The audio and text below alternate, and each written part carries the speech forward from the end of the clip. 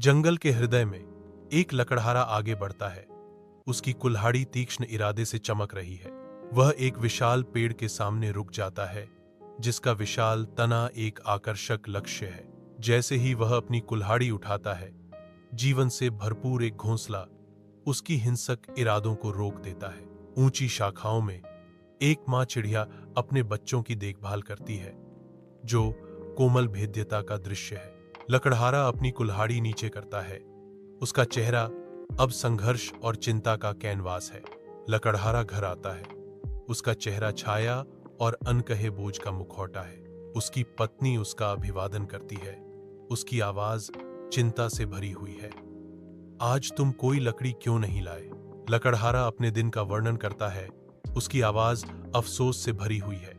आज मैं एक पेड़ काटने जा रहा था, लेकिन उस पर एक पक्षी का घोंसला था। मैं उन मासूमों को बेघर करने का साहस नहीं कर सका। पत्नी आती है।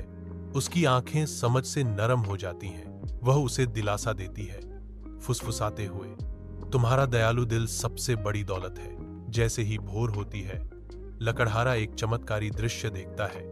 उसका विनम्र घर अनाज से भरा हुआ है। एक पक्षी उतरता है, खिड़की पर शालीनता से उतरता है।